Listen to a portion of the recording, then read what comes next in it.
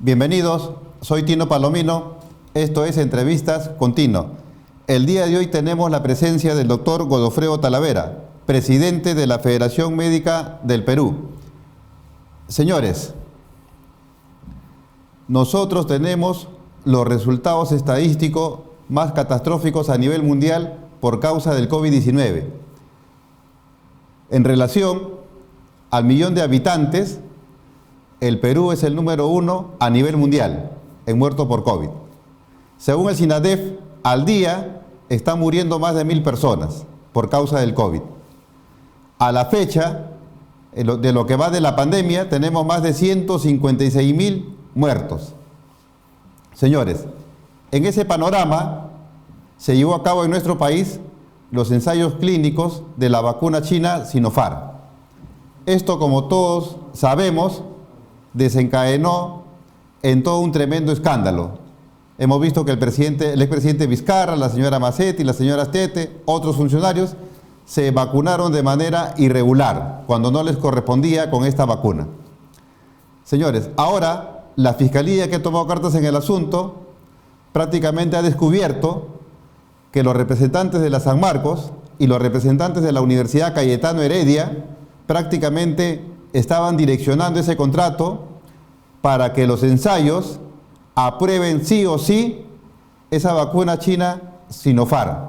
Y para ello prácticamente habían direccionado los contratos del personal, tanto en la San Marcos, la Cayetano, en el MINSA y en el Instituto Nacional de Salud. Señores, de ser cierto esto que ya la Fiscalía ha encontrado como un hilito, estaríamos pues frente a autoridades que les importa un pito la salud de la población de nuestro país, porque ellos no van a direccionar para aprobar esa vacuna o esos ensayos en la tercera fase de manera gratuita. Se entiende pues que de por medio hay algo, y a estos señores prácticamente lo único que los ha movido es el afán de lucro y no salvar la vida de los peruanos. Esto es algo sumamente escandaloso que en estos días seguro va a salir a la luz y van a caer muchas más autoridades, porque acuérdense que el señor Germán Málaga prácticamente no ha sido comprendido en la denuncia porque la fiscal de la Nación dice que él no se podía resistir a una orden del presidente de la República. Es decir, lo pone como si fuese un minusválido mental, no poder discernir.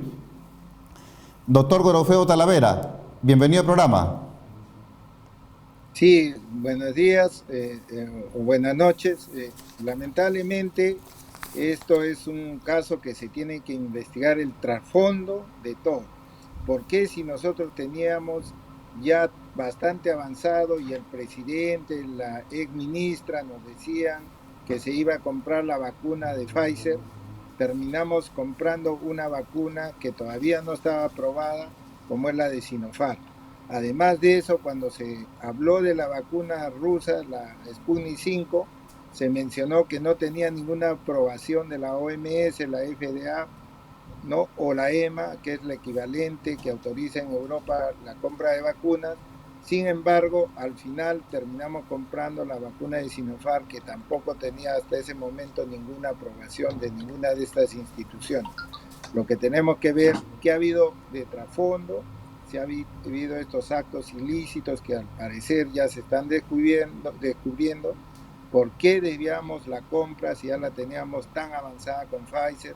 Nos los había repetido el presidente, como lo menciono, la ex ministra, el ex ministro de Salud Pública, que el 14 de septiembre ya propiamente se iba a cerrar el contrato con Pfizer para compra de vacunas, y al final, como todos sabemos, esperemos que esa no sea la causa, la donación de vacunas que ha hecho desviar la compra, y hemos comprado una vacuna que no es tan efectiva como la vacuna de Pfizer. Inicialmente, cuando el 16 de marzo el señor Vizcarra dio una serie de medidas que nos confinaron en nuestras casas y luego repartió bonos para las familias en extrema pobreza, la comunidad internacional nos felicitó. Pero de aquel entonces, ahora, según las estadísticas, tenemos los resultados del COVID más catastróficos a nivel mundial. ¿Qué es lo que pasó? ¿Por qué no ha podido el gobierno de Martín Vizcarra manejar de manera eficiente la crisis sanitaria de nuestro país, y tal parece que este gobierno continúa en ese mismo manejo? Bueno, lamentablemente ahora pareciera que no tuviéramos gobierno, no se ve ninguna actitud de parte del señor Sagasti, de la Premier, del ministro de Salud, ninguna estrategia para frenar la pandemia. Como ya lo han mencionado, tenemos cerca de 1.000 fallecidos por día por COVID, porque ya estamos pasando, según las cifras de SINADET, de 1.300 fallecidos al día, y como sabemos, más o menos 310 son por causas naturales diferentes al COVID, y ya en este momento se habla pues ya no de los 700, 800 que se hablaba hace algunos días, ahora estamos llegando a los 1.000 fallecidos por COVID. No usamos las pruebas que se recomendaron, las pruebas moleculares para hacer diagnóstico, pero estas pruebas moleculares nosotros necesitamos el resultado es en horas o máximo en 24 horas para hacer el seguimiento de contactos, el cerco epidemiológico. Sin embargo, en el país, debido a que al inicio solamente en el Instituto Nacional de Salud de Lima se podía hacer las pruebas, nos daban los resultados después de 5 o 7 días que ya no tienen ningún valor. Hemos mejorado el número de laboratorios a nivel nacional, pero no son suficientes para hacer más o menos las 70,000 pruebas diarias que se necesitan. No llegamos ni a 15,000 con todos los laboratorios, sumados los de la parte privada. Entonces, ese ha sido un punto importante para ver nuestro fracaso en la lucha contra la pandemia. El segundo punto es que no se cerró el primer nivel de atención y hasta ahora no se reactiva, a pesar que lo dijo el ministro Zamora, la ministra Macetti, que el primer nivel de la atención es básico para controlar la pandemia. Se habló de poner puntos de oxígeno y personal en los 1.3, 1.4 para poder hacer que no vaya tanta cantidad de pacientes a los hospitales y al final la gente prefiera estar en su casa a tratarse ahí y muchos el tratamiento no es el más adecuado, aumentando el número de fallecidos. El otro problema importante es que no hemos tenido oxígeno ni camas UCI y hasta el momento, hasta el día de hoy, no tenemos oxígeno en más de 13 regiones del país. Sobre ese, doctor, sobre ese tema, Lima, doctor, sobre ese tema del oxígeno y las camas UCI, ¿tan difícil es implementar plantas de oxígeno en nuestro país y tan difícil es comprar camas UCI? ¿Qué es lo que nos pasa a nosotros, a los peruanos? Bueno, lo que pasa es que no tenemos autoridades, porque una planta de oxígeno de más o menos 12 litros por minuto o 12 metros cúbicos por hora, nos está costando $500,000. Una planta que nos da 140 metros cúbicos por hora, que más o menos significa 3 toneladas de oxígeno al día, está costando 2 millones. Y nosotros más o menos necesitamos cerca de 80 a 100 toneladas por día más de oxígeno. Y en términos prácticos, eso está costando entre 50 a 60 millones para suplir oxígeno a todo el país y no se estén muriendo los pacientes por falta de este vital elemento que es el oxígeno. Sin embargo, el gobierno no ha hecho nada. Hasta ahora, hace más o menos 3 semanas, ha dado dinero, cerca de más de 60 millones en 2 partes, una 47 y otra 16, y hasta el día de hoy no solucionamos el problema de oxígeno. Doctor, no tenemos cama UCI. Sí, ese es un problema que se dio en la primera ola y se dio en la segunda ola. Las medidas restrictivas que aplicó el señor Vizcarra y que también en cierta medida está aplicando el señor Sagasti fueron copiadas de Europa, pero acá no dieron un buen resultado porque acá la informalidad que tenemos en lo laboral prácticamente es el 70%, es decir, hay personas que viven del día a día de su trabajo, no es que llegue fin de semana y tienen un sobrecito que cobrar, sino día a día, ¿no? Depende de su actividad laboral. Entonces, frente a eso, ¿qué actividades debemos de hacer? Mire, en primer lugar, solamente ya para terminar, la cama de UCI nos falta al día de hoy, ya no 2.000 que faltaba hace una semana, el día de hoy hay 2.500 pacientes esperando por una cama UCI y lamentablemente también una cama UCI, un ventilador va pues desde los 20,000 a los 50, 60,000 soles, que no es tampoco muy costoso. Lamentablemente las restricciones, ¿no? La cuarentena que se hizo en el país no fueron acompañadas pues de dinero, esos bonos que tú mencionas, por ejemplo, ahora en febrero, hasta ahora no terminan de dar el bono. Si uno quiere hacer el confinamiento, tendría que haberlo dado el 30, 31 de enero, máximo el 1, el 2 de febrero, y haber control, porque lamentablemente ahora no vemos ningún tipo de control. Las Fuerzas Armadas propiamente no las hemos visto en febrero en las calles como fue al inicio. Sin embargo, tú ya lo has mencionado, la necesidad de alimentarse a veces vence el temor del COVID y la gente salía igual, sobre todo los comerciantes ambulatorios, en los mercados, ¿no? El mercado central, Gamarra, se veía más cantidad de gente incluso que en épocas anteriores.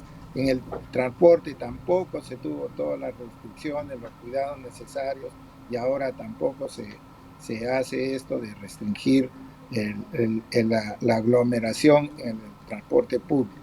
Entonces, si el gobierno no va acompañado de ayuda a las personas, como los bonos, dar dinero a los comedores populares, reforzar las ollas comunes, entonces propiamente la gente, por la necesidad de alimentarse, no va a cumplir las restricciones y va a salir. Y también hay que hacer un llamado especial a todas aquellas personas que, a pesar de estar prohibidas las reuniones familiares, las fiestas, famosas fiestas COVID, los aniversarios, ¿no? Beber licor, los partidos de fulbito, igual lo siguen haciendo en forma irresponsable. Entonces también eso contribuye a que nuestra salud, como tú lo has mencionado, estemos en los ojos del mundo como el país de lejos con mayor mortalidad. Con las Chile, cifras del INADEM, sí, sí. propiamente estamos doblando a Bélgica, que es el que se considera como el país con más mortalidad en este momento. Sí, Chile ha logrado comprar 90 millones de vacunas. Nosotros no hemos podido comprar las vacunas necesarias para nuestra población.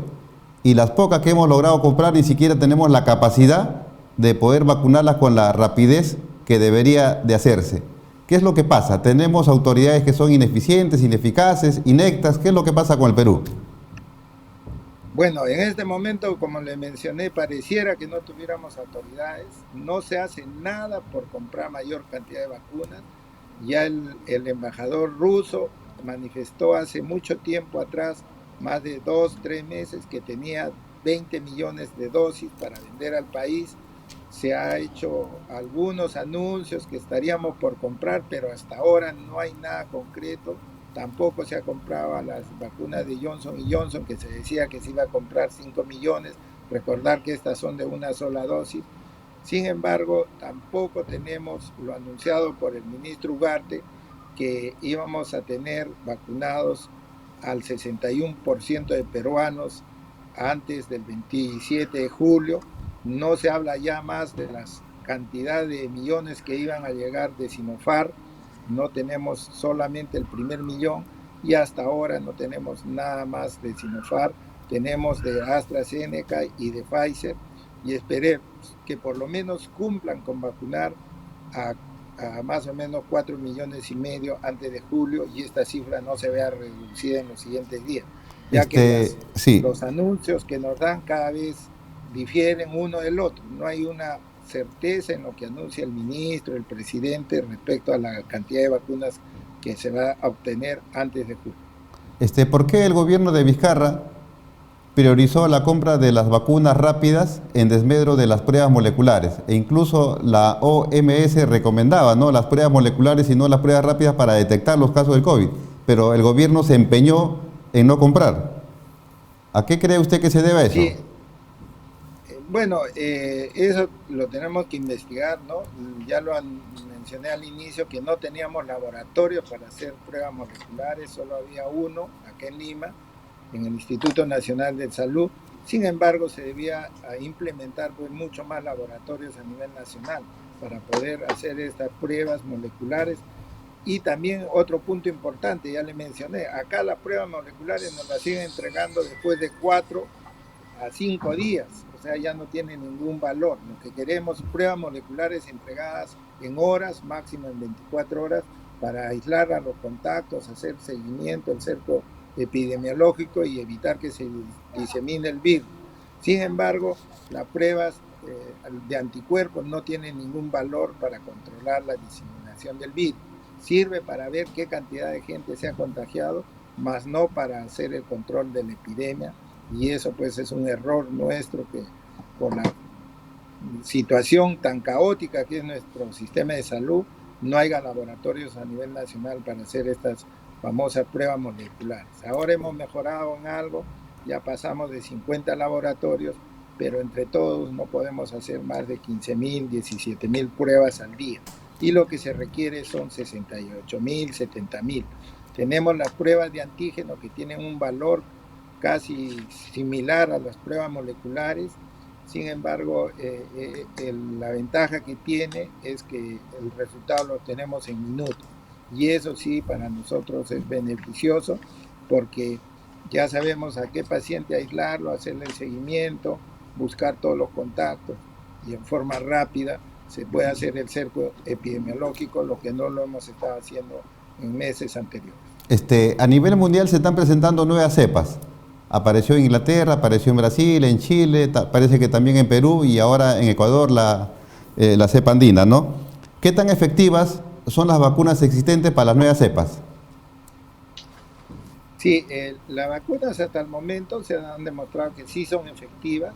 El problema es que entre más siga contagiando a más personas el virus, el riesgo de que siga mutando, que siga habiendo nuevas cepas, no, de repente va a haber un momento en que ya la vacuna no sea efectiva. Pero esperemos que no solamente en el Perú, sino en el mundo entero, se logre vacunar lo más pronto a toda la población y tengamos pues los buenos ejemplos de Israel, Emiratos Árabes Unidos y ahora Reino Unido, que están pues con un número de contagios bastante reducidos y sobre todo el número de fallecidos estos últimos días en Israel, Emiratos Árabes Unidos, 2, 1 paciente al día, 3 pacientes, y en Reino Unido estamos también ya menos de 30, 11, 25, y esperamos que pronto llegamos a una sola cifra, o sea, menos de 10 pacientes. ¿Para qué sirve un adecuado conteo de los fallecidos por COVID-19? Porque eso nos permite diseñar las estrategias, ¿no? Es diferente tener pues un lugar donde hay fallecidos y uno que informe 5. Entonces nosotros debemos priorizar todos nuestros esfuerzos donde hay más fallecidos, en qué regiones, en qué distritos, nos permite pues vacunar incluso como se ha estado haciendo en forma más precoz. Con las pocas vacunas que hemos hecho se vacunó los distritos con más casos, con más fallecidos. Entonces, para eso nos sirve. Y también para de repente en los próximos días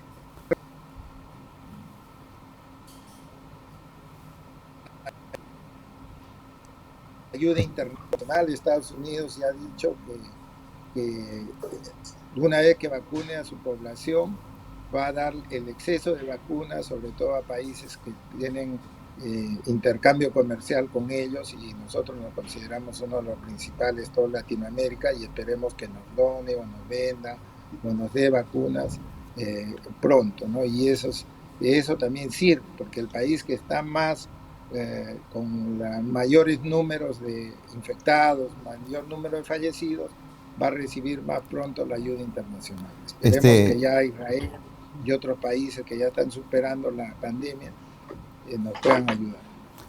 La pandemia del COVID desnudó nuestro sistema de salud. Nos hizo ver que tenemos un sistema de salud deficitario, como se dice de manera criolla, hasta el queque. ¿Qué acciones se deben de realizar para mejorar nuestro sistema de salud y que no nos agarre como nos agarró pues el COVID-19? Lo que tenemos que hacer es primero aumentar el porcentaje del PBI que se invierte en salud. Actualmente es 2.4 y lo mínimo que debemos tener es 6, y algunos, como ya lo han propuesto ambos candidatos, uno 7% del PBI y el otro 10%, pero que queremos que no solo sea promesas, ya que en el gobierno de Humala y de Pedro Pablo Kuczynski igual prometieron aumentar el presupuesto para salud en 0,5% del PBI por año, ambos. Sin embargo, al final, en 10 años solo aumentamos el 0,4% del PBI, por eso es que no tenemos hospitales, no tenemos ventiladores, no tenemos equipos para hacer pruebas moleculares, no tenemos oxígeno, y lo más importante, nos faltan cerca de 100.000 profesionales de la salud, de ellos son 16.000 médicos especialistas y 8.000 médicos generales. Con mayor presupuesto se va a solucionar. Además, Sí. tenemos una agenda pendiente, ahora no nos pagan las horas complementarias, no se paga a terceros, el bono COVID propiamente ya no hay para nadie en abril, y en enero, febrero, marzo se ha pagado a un grupo muy reducido. Además tenemos pendiente como gremios la tercera fase de la escala salarial, que debía empezar en enero del 2020, ya estamos en abril del 2021 y no tenemos nada.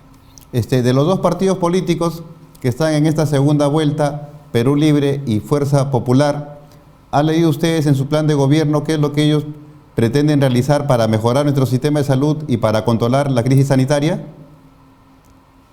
Bueno, en realidad en los planes de gobierno está para mejorar el sistema de salud. La crisis sanitaria todavía no existía cuando lo presentaron, porque ellos han presentado a fines del 2019. Sin embargo, todavía no escuchamos propuestas claras, ¿no? Como le dije, ambos han prometido aumentar el presupuesto al 7% del PBI el Partido de Fuerza Popular y al 10% del PBI el Partido de Perú Libre. Sin embargo, nosotros tenemos los antecedentes que los dos gobiernos previos no cumplieron con lo que prometieron a salud, ¿no? Y en general hay muchas cosas que sí son positivas, ¿no? Pero sin embargo lo real debe ser un compromiso formal, y el aumento de presupuesto debe ser apenas asuman su mandato. No podemos seguir esperando, la salud está abandonada, hay crisis en todo lugar, las enfermedades diferentes al COVID no se están atendiendo en este momento, no se reactiva el primer nivel de atención, y una prioridad debe ser la pronta compra de oxígeno, de camas con ventilador, y por supuesto el compromiso formal de los partidos. Ya sus equipos deben estar trabajando para traer la vacuna lo más pronto y en un número suficiente para vacunar pues en pocos meses, 3, 4, esperemos que sea como máximo. ¿Qué medidas se deben de adoptar para mitigar un poco el contagio del COVID-19 en nuestro país? Bueno, en primer lugar, se debe pues dar las mascarillas de calidad a los pacientes, ¿no? Esperemos que el gobierno dice que va a dar, que no sean las mascarillas quirúrgicas, porque como hemos visto la protección pues es muy baja, a diferencia de la mascarilla NK, que está un poco más, no por mayor, no está ni siquiera un sol, y esa nos protege un 97% de ser contagiados, a diferencia de la quirúrgica, que solo es del 31%. Bien colocada, con ligas, la quirúrgica puede aumentar a 60 y tantos por ciento, pero la diferencia es importante, ¿no? Lo segundo es que se debe insistir en todas las medidas de prevención, no salir por algo que no sea fundamental, algo de emergencia a la calle. Cuando se salga debe salirse con las dos mascarillas, protector facial, todos los comercios, ¿no? Los centros, sobre todo pues Mesa Redonda, acá en Lima, Gamarra, deben ser controlados los aforos. El transporte es un problema que ya propiamente ha rebasado, siguen yendo los pacientes uno pegado al otro, parados, ya no se respeta el distanciamiento, suben con mascarilla y protector facial, pero una vez que están adentro se bajan la mascarilla, se quitan el protector facial. Debe haber más vigilancia, una vigilancia más estricta de las autoridades. Debe volver a salir las Fuerzas Armadas a controlar, y aquellos que hacen fiestas COVID deben ser sancionados. Y hay muchos de ellos que son desafiantes, lo repiten, lo vuelven a repetir. Esos deben ir a la cárcel porque están poniendo en peligro la vida de la población. ¿Qué tan letal es la reinfección? Bueno, lo que se ha visto que la reinfección generalmente es más leve, pero nosotros no podemos confiar porque hay reinfecciones y hay pacientes, ¿no? Hay pacientes a veces pues, que son diabéticos o son hipertensos, y en ellos puede ser fatal, ¿no? Pero en general hemos visto que los pacientes que se han vacunado y que se han reinfectado, los casos son más leves, sobre todo en los vacunados, que a pesar que la vacuna de Sinopharm no es de las mejores, se ve pues que la cantidad de pacientes que van a UCI propiamente ha desaparecido. Yo le hablo de los médicos del Ministerio de Salud, que propiamente no tenemos las últimas semanas médicos que estén yendo a la unidad de cuidados intensivos. Una persona que ha tenido el COVID-19 y ha salido airosa, ¿queda en cierta medida inmunizado y por cuánto tiempo? Mira, lo que hemos visto que más o menos la inmunidad dura cerca de 5 o 6 meses, ¿no? Y después de eso hay el riesgo de que se vuelva a infectar, ¿no? Lo que se ve que al paciente que ha tenido COVID y se vacuna, la cantidad de anticuerpos es mucho más alta. Entonces, de repente, el paciente que ha tenido COVID y vacunado va a demorar un poco más. Todavía no sabemos, pero esperemos que sea por lo menos más de un año. La inmovilización social que ha decretado el gobierno para los días domingo, ¿qué tan eficaz es? Bueno, este domingo me tocó trabajar, pude salir y sí se ha respetado en Lima, a diferencia de febrero que no se respetaba en lo absoluto. Esperemos que la población también tome conciencia, obedezca las disposiciones que el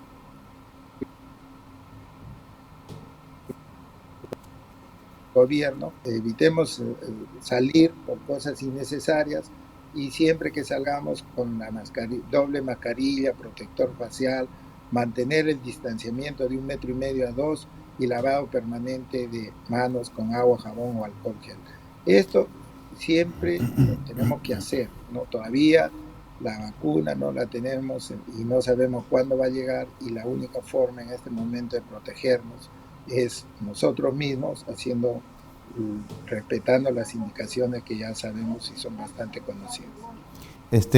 Doctor Godofredo Talavera, ya para ir terminando la entrevista, hemos tenido un presidente, Martín Vizcarra, y el de ahora, Sagasti, que usted dice que prácticamente no hemos tenido autoridades, ¿no?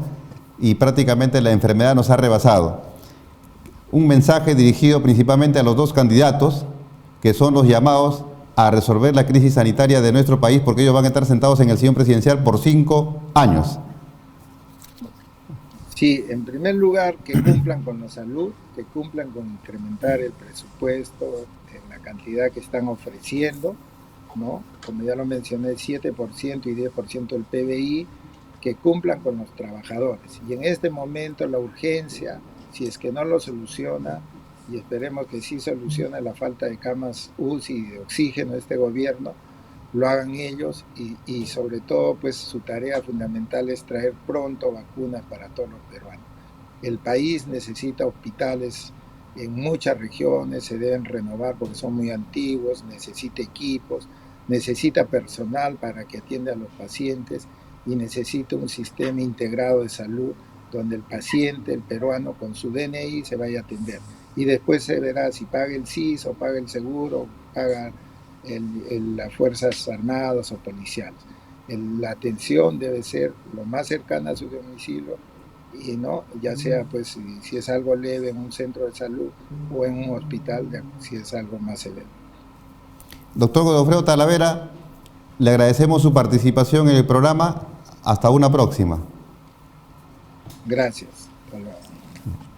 Señores, hemos tenido la presencia del doctor Godofredo Talavera, presidente de la Federación Médica del Perú, con quien hemos tratado la crisis sanitaria que se viene desatando en nuestro país y de manera catastrófica, pues tenemos unos indicadores que indican que somos el país número 1 en cuanto a tasa de mortalidad por el COVID-19. Hemos tratado también acerca de qué medidas se deberían de adoptar para mitigar un poco el contagio. Y también ha manifestado que prácticamente en el gobierno anterior y en este no hemos tenido autoridades que manejen adecuadamente la crisis sanitaria en nuestro país. Señores, compartan este video a través de las redes sociales. Nos vemos el día de mañana. Gracias.